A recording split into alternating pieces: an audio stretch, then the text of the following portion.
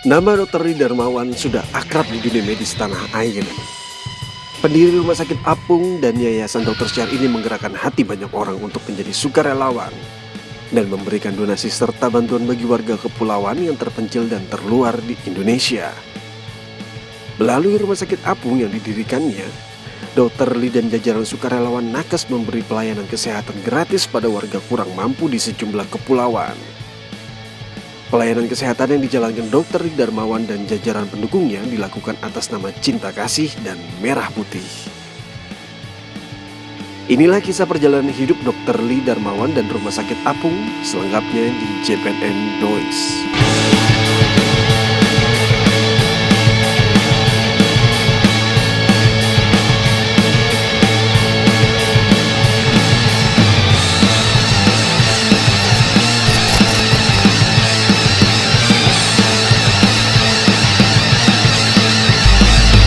Jadi kalau mau kita runut mengapa saya bisa menjadi dokter seperti hari ini, keinginan untuk menjadi seorang dokter sudah terbersit di pikiranku sejak masih kecil. Adik saya saat itu berusia 1 tahun harus meregang nyawanya di pangkuan ibu karena diare, dan kami begitu miskinnya tidak punya kemampuan untuk mengobati adik, dan hal ini sangat membuat sedih ibuku. Bertahun sesudah itu ibu masih kalau mengenang adik saya yang meninggal itu menceritakannya dengan sedih, dan ketika saya mulai beranjak besar saya merasakan kesedihan itu. Dan saya berjanji diam-diam di dalam diriku, saya ingin menjadi seorang dokter dan saya akan menghapus air mata kesedihan yang mengalir di pipi ibu untuk diganti menjadi air mata kesenangan, kegembiraan. Dan dalam beberapa hal ini sudah dapat kulakukan. Mungkin tidak pada ibuku pribadi, tapi pada beberapa ibu-ibu lainnya. Saya pulang ke Indonesia setelah bermukim di Jerman untuk studi hampir 20 tahun lamanya. Di tahun 1985 saya kembali ke Indonesia dan saya pernah bertugas di beberapa tempat. Semangat saya masih tetap muda. Usia boleh bertambah, tapi semangat kita harus tetap semangat merah putih.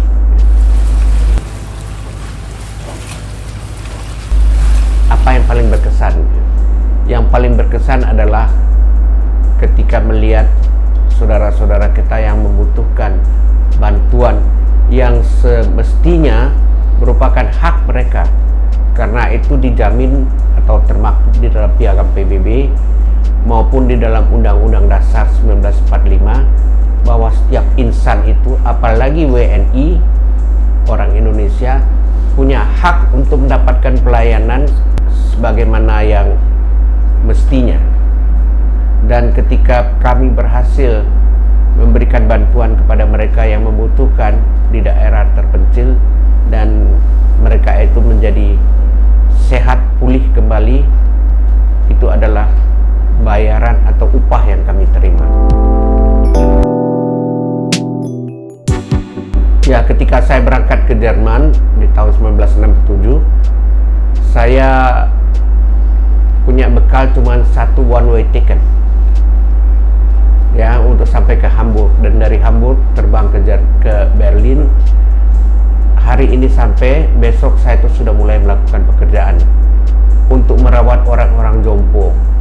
Mereka itu sudah tua renta, dirawat di rumah jompo. Mereka tidak bisa bangun.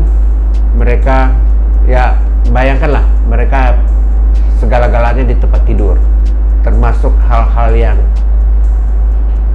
tidak seharusnya dilakukan di tempat tidur, dan itu belepotan di mana-mana. Dan bayangkan, fresh dari Indonesia, baru 20-an usia saya, harus mencuci dan membersihkan mereka mulai dari atas sampai ke bawah. Itu pengalaman pertama. Dan untuk menyambung hidup, saya melakukan segala pekerjaan yang bisa dilakukan.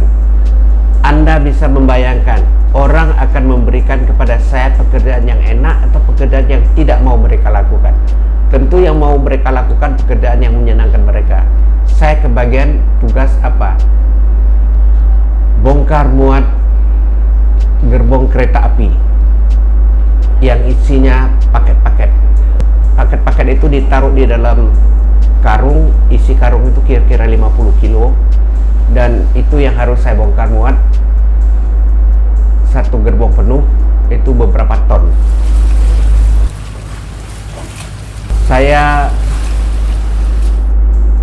punya ide, keinginan untuk membuat rumah sakit apung karena saya mempunyai pengalaman memberi bantuan kepada saudara-saudara kita di daerah 3T, tertinggal, terjauh, dan terluar, dengan membawa backpack yang berisi alat kedokteran, dan pelayanan yang demikian kurang sempurna. Dan saya tidak ingin mereka yang berada di daerah terpencil itu mengalami pengalaman seperti yang saya pernah alami ketika adik saya harus meregang nyawanya di pangkuan ibu, dan ibu sangat terpukul oleh karenanya. Sekali lagi, saya ingin menghapus air mata yang meleleh di pipi seorang ibu dan menggantikannya dengan air mata kegembiraan. Itulah yang menjadi motivasi saya, dan sampai hari ini motivasi itu tetap ada dan tetap kami lakukan. Kesulitannya banyak sekali. Ketika awal mulanya saya menceritakan ide ini kepada orang-orang, dan Anda tahu, pribadi, privat, belum ada yang membuat rumah sakit apung di atas kapal yang kecil, di atas kapal kayu pula. Orang menganggap ide ini ide yang tidak mungkin direalisir. Oleh karenanya saya dicibir sebagai dokter yang gila. Itu bukan untuk menunjukkan apresiasi kepada saya untuk ide yang aneh ini, tapi untuk menghina saya dan untuk menghentikan saya dari keinginan melakukan sesuatu yang sia-sia. Maka lahirlah ide atau sebutan dokter gila bagi saya. Nama-nama mereka yang membantu begitu banyak. Antara lain yang bisa saya katakan atau saya sebut, teman saya Pak Hendri Maknawi, seorang pengusaha sukses. Lalu ketika kapal kita yang pertama tenggelam, ada Denny Sirgar yang secara spontan melakukan penggalangan dana sehingga kita bisa membangun kapal di mana kita sekarang ini berada, dan wawancara ini dilakukan.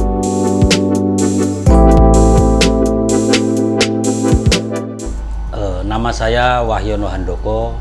Kalau di Rumah Sakit Apung, tadi saya bilang dari 2016 sampai dengan sekarang berarti sekitar 5 tahun lebih. Saya bawa kapal Dr. Lee dari mulai yang lama sampai ini yang baru, masih alhamdulillah masih dipercaya sama pihak Dr. Ser. Awalnya kapal itu kan kita bawa dari Kupang, setelah layanan di Kupang di Pulau Semau. Habis itu jadwal pelayanan itu di daerah Sumbawa, tepatnya di kampung apa namanya ya, pokoknya daerah Sumbawa, daerah Nusa Tenggara Barat tuh. Itu perjalanan itu dari Kupang itu sekitaran normal itu untuk kapal yang dulu itu sekitar 3 hari lebih lah, 3 hari setengah mungkin. Nah, kebetulan pas itu kita jalan dari Kupang itu kondisi kapal sih masih normal biasa tuh. Cuaca kebetulan juga ya bersahabat lah. Cuman pas pada saat awal kita berangkat juga saya nggak tahu, biasa normal itu perjalanan itu kita speed itu 6, kadang bisa lebih. Pada saat itu paling 4, terus malah kadang lebih turun lagi, padahal arus juga yo biasa lah, arus kan daerah itu memang harus kuat juga memang. Cuma pas itu saya nggak tahu juga, pokoknya pada saat itu normalnya 6-7 tuh.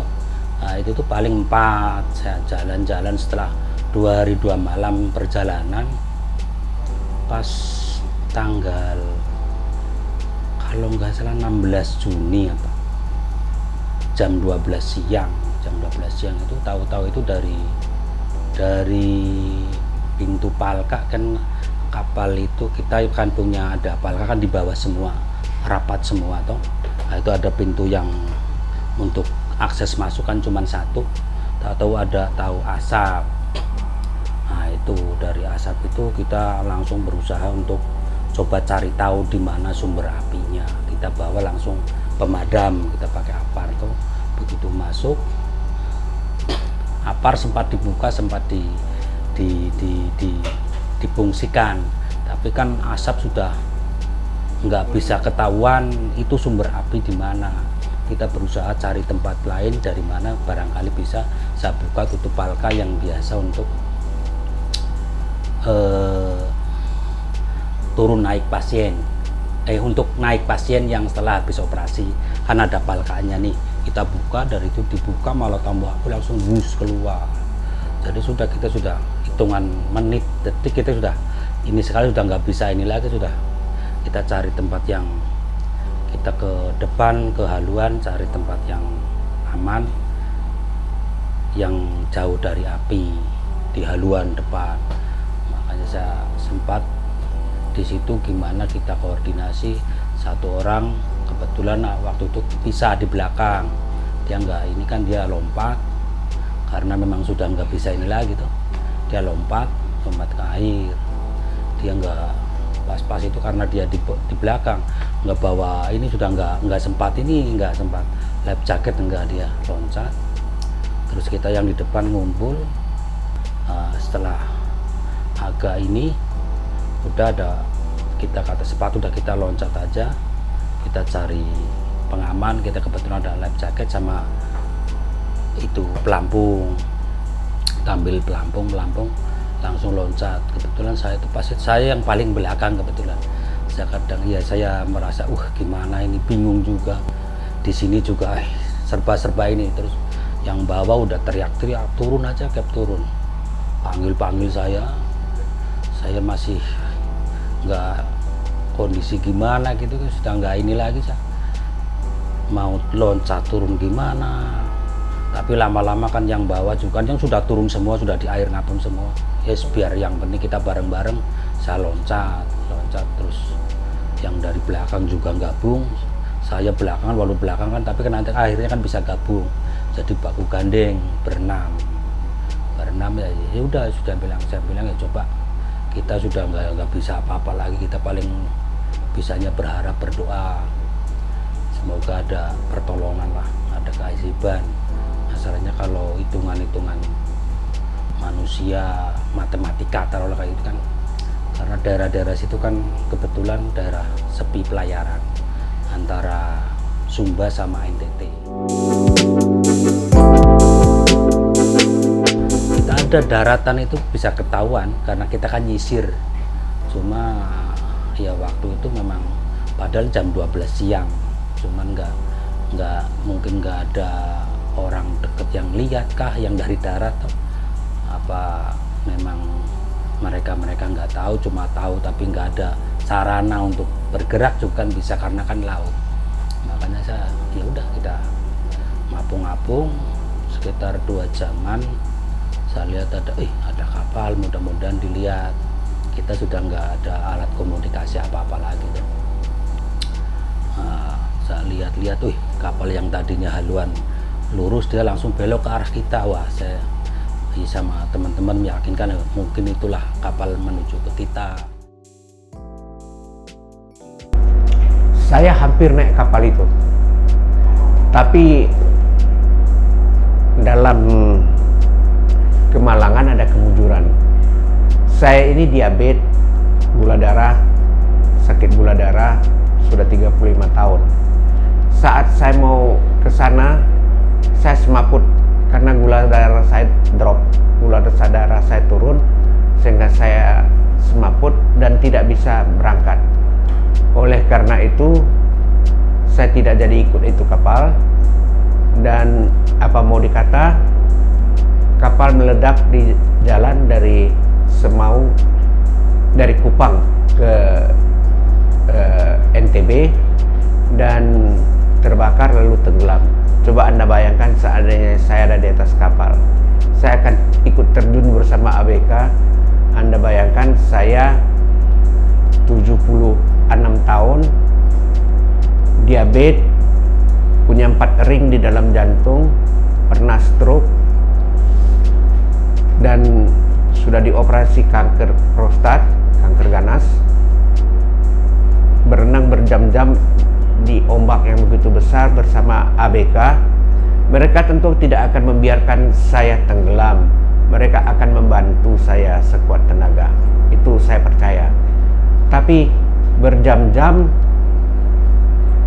di tengah laut, ombak besar, dingin, apakah sanggup saya dengan penyakit-penyakit saya? Ya? Untung saya tidak ikut, sehingga kita masih bisa melakukan wawancara pada hari ini. Oh, secara keseluruhan tenaga relawan kita yang berada di seluruh Nusantara ini pernah tercatat lebih dari 3.000 orang. Dan saya baru pulang dari Manado, dari Makassar, dan dari Serang. Ini ada ribuan lagi mahasiswa yang menyatakan ingin ikut berpartisipasi, bergabung dengan kami.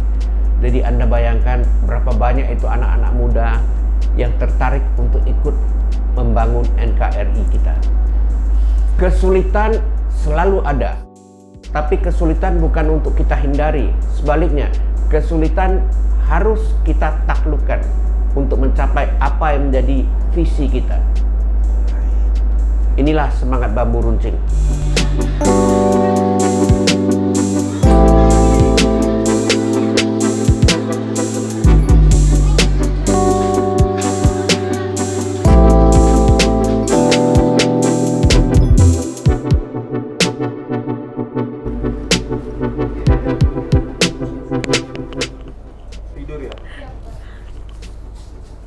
Sebelum bergabung di Rumah Sakit Apung, saya bekerja sebagai dokter PTT di salah satu klinik swasta di Kalimantan Timur, lebih tepatnya di Lambing, selama kurang lebih 1 tahun. Kalau semenjak awal bergabung sebagai relawan, sudah kurang lebih 2 tahun belakangan ini. Yang memotivasi saya, awalnya karena saya ingin menjadi dokter yang bisa melayani.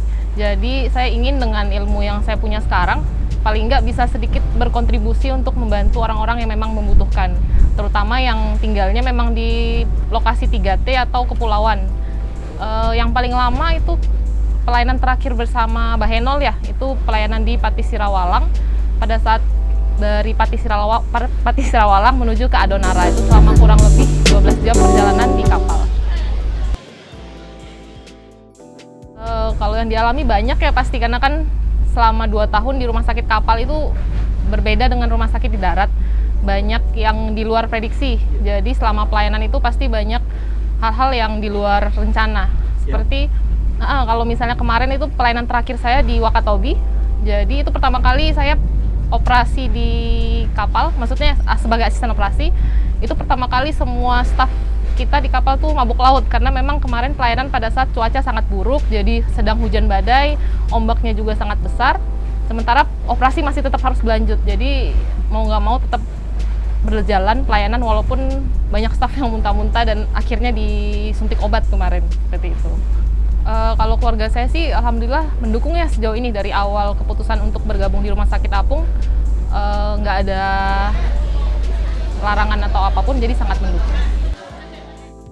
Saya sih sangat bersyukur ya, karena setiap lokasi yang kita datangi semuanya itu menyambut dengan sangat baik. Jadi semua warga itu sangat antusias, gak cuma yang datang berobat, tapi malah banyak yang datang untuk melihat seperti apa sih bentuk Rumah Sakit Apung ini. Jadi banyak yang foto-foto di depan kapal setiap kapal itu baru bersandar gitu.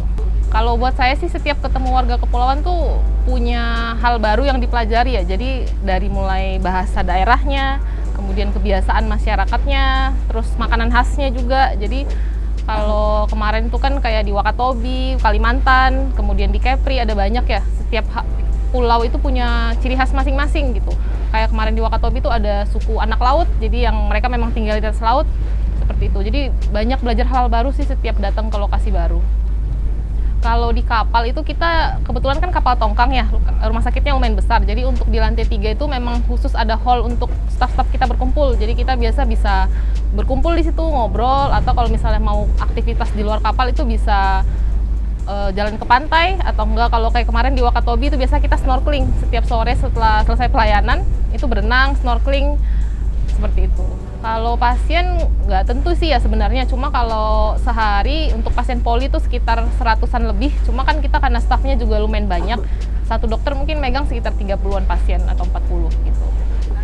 Sebenarnya bukan aneh ya, jadi kalau kita di rumah sakit apung itu kan lebih khususnya ke bedah ya, tindakan bedah. Jadi bukan saya megang sih sebenarnya dokter bedahnya, cuma memang banyak kasus-kasus yang jarang ditemuin di kota gitu. Kayak misalnya kemarin itu ada kasus anak yang jarinya itu nempel, jadi dia lahir dengan jarinya 6 gitu. Terus udah bertahun-tahun itu nggak bisa dioperasi karena kekurangan biaya dan lainnya. Cuma karena pas datang ke rumah sakit apung akhirnya bisa dikerjakan. Jadi beneran balik seperti awal gitu, jarinya sempurna. Terus awal sebelum operasi itu kan anaknya sering kesakitan ya, karena kalau pakai sepatu itu kan jarinya lebih saat itu kan sakit ya, ukurannya beda kaki kiri kanan gitu. Cuma setelah operasi senang sih ngeliat anaknya bisa akhirnya tersenyum lagi gitu, karena sebelum operasi kan sering dikucilkan kah atau diganggu teman-temannya gitu karena berbeda sendiri gitu. Itu sih banyak kasus yang unik-unik memang kalau di rumah sakit apung.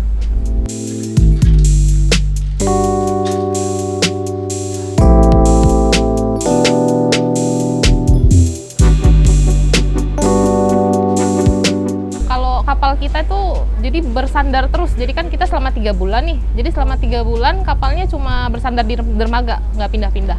Kecuali kalau kayak kemarin yang saya bilang ada cuaca buruk, itu mau nggak mau kemarin kita pindah dermaga, pindah pelabuhan, karena pelabuhan awal kita itu langsung ke laut lepas, jadi ombaknya besar. Jadi mau nggak mau kita pindah sekitar perjalanan 3 jam gitu. Tapi kalau selain itu sih kita nggak pernah pindah naik kapal ya, selalu kapalnya standby di itu. Saya harap sih rumah sakit apung bisa tambah berkembang lebih banyak dari yang sekarang. Sekarang kan ada 4 ya rencana yang direncanakan oleh Dr. Syar gitu. Karena saya melihat banyak sebenarnya saudara-saudara kita yang memang kekurangan di daerah-daerah terpencil gitu. Jadi dengan adanya kapal ini kita bisa menjangkau saudara-saudara kita yang memang kekurangan gitu.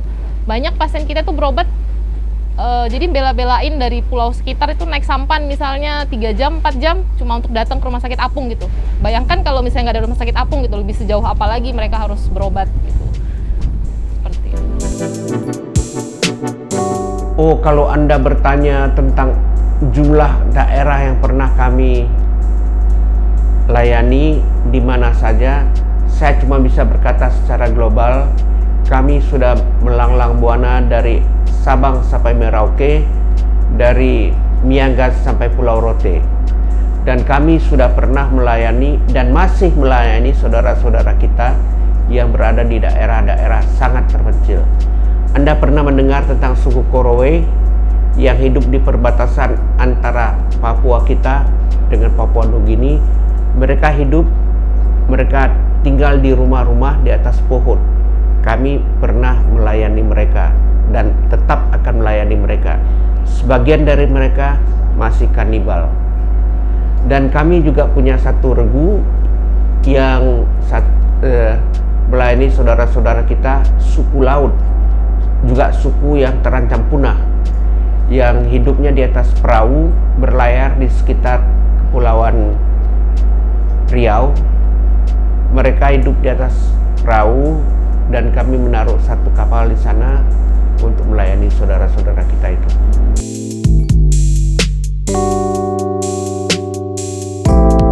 Saat ini kita memiliki 4 kapal. Oh, yang satu dalam perjalanan menuju ya singgah-singgah ya, menuju Papua. Yang 2 sedang perbaikan.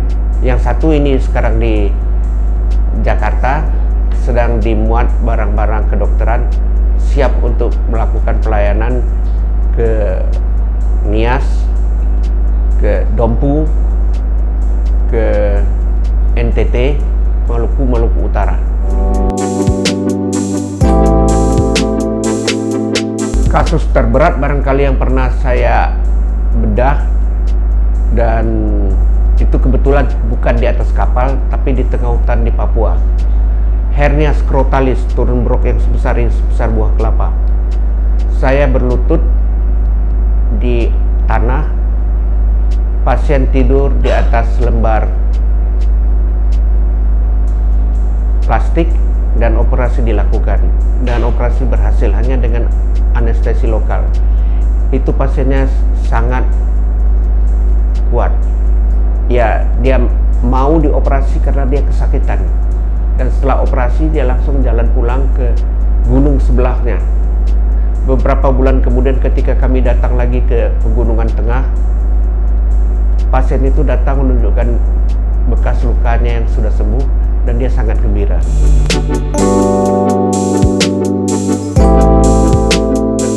Saya pernah naik kapal di Papua. Dari BMKG dikatakan cuaca akan bagus 2 hari ke depan. Kami berangkat jam 7 pagi kira-kira. Sekitar jam 10 ombak besar sekali. Ini masih dengan kapal yang pertama yang kecil itu ya. Kami tidak bisa maju lagi, apa boleh buat. Kami kembali ke balik kanan, pulang ke tempat asal.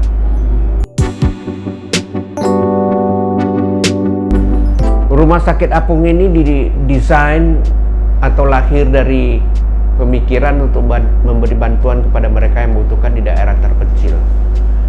Tapi lama-kelamaan ini berubah menjadi suatu metode. Kita tidak bisa mencetak dokter yang jumlahnya masih sangat sedikit dalam waktu yang singkat. Seberapapun kita sanggup menambah jumlah dokter, tetap saja kurang, mengingat geografi negara kita, 17.500 pulau, hampir 6 juta kilometer persegi, dengan persebaran penduduk yang tidak merata. Kita tidak tahu statistiknya di pulau-pulau yang kecil-kecil itu. Jadi rumah sakit apung masih tetap merupakan salah satu metode untuk mengatasi ketimpangan-ketimpangan dan persoalan-persoalan yang kita hadapi, yang khas untuk sebuah negara kepulauan, apalagi negara kepulauan terbesar seperti NKRI kita tercinta ini.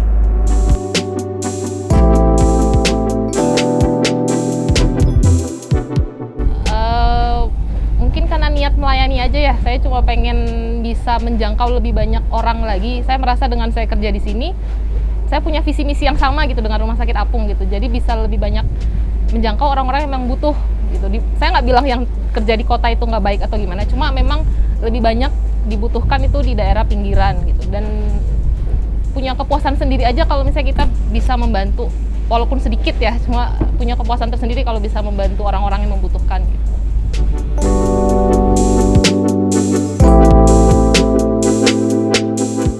Kalau Anda mengaku orang Indonesia, cintailah NKRI ini. Kalau sepasang muda-mudi sedang jatuh cinta, mereka akan memberikan segala yang terbaik untuk sang kekasih. Inilah yang harus kita berikan untuk NKRI kita, agar NKRI benar-benar bisa menjadi sebuah negara yang jaya, berdiri sama tinggi, duduk sama rendah seperti negara-negara lainnya.